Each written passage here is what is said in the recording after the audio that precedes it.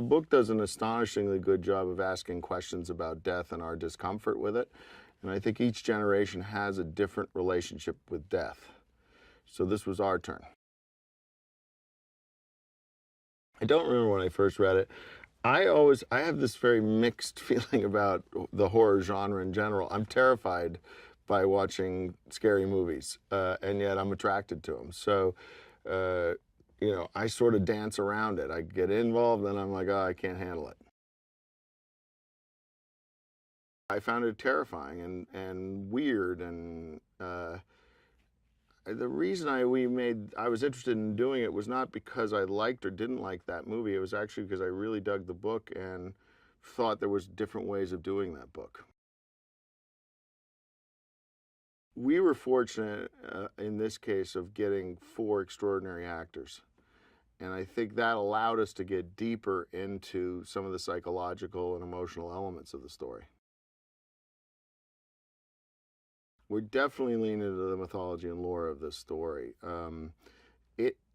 What's interesting is that I think for everybody, what is the evil? What is the sour ground? What does it mean? I think what's great about it is everybody's going to take a slightly different point of view on that as an audience member.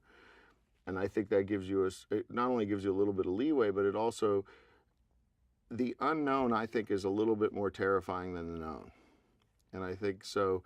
I like that the mythology itself is pretty open-ended and doesn't settle it for you. So there's some power there that is intoxicating. It may prove that ultimately you come to discover, as we do, that it's evil, but it's still intoxicating.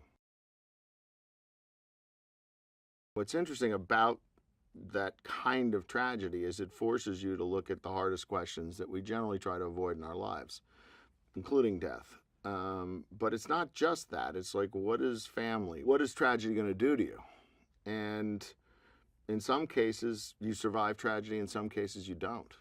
And in this case, we put that fully to the test. What's interesting about the story is you can make a judgment about both of the adult characters' decision-making process, but that doesn't mean you're going to act like either one of them or exactly like one of them. I think I was always attracted to this story, partly because now as a parent I have 2 kids, and the question of how far would I go for my child is a pretty relevant idea, or resonant as an idea as a parent. And so part of me wants to feel I'll do anything, but there's the cautionary tale in this movie. Like, well, doing everything is not necessarily the right thing to do.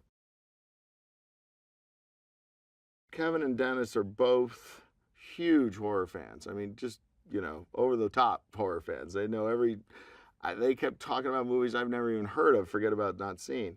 And so their passion for Stephen King and the genre and the uniqueness of their movies is the reason that we picked them. They are hardcore Stephen King fans. So it was actually funny because there was times where we were like, okay, we got it, it's in the book, but... so it was an interesting process that, in a sense, protectors of the flames, we all felt that way. Let's start with Lithgow. I mean, what's so interesting for me, everybody's going to have a different opinion. I never really understood why Jud made the decisions he did in the book. The rational part of me couldn't get my head around it. And when John volunteered to do the role, you knew that he was going to explore Jud, and hopefully, and what's great about King is that there's a contradiction in terms, in a way, about that character. He knows what's wrong, but he can't resist what's wrong. But he knows what's wrong, but he can't resist what's wrong. And so having John, who could play tortured by that, made you feel that the irrational decisions he made sometimes, or illogical is probably a better word, were supported by some angst.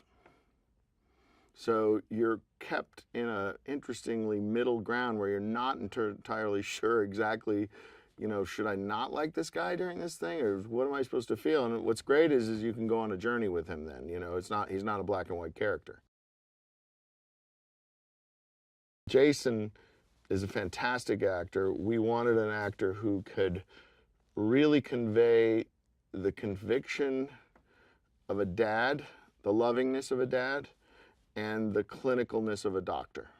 And he can turn those two things on.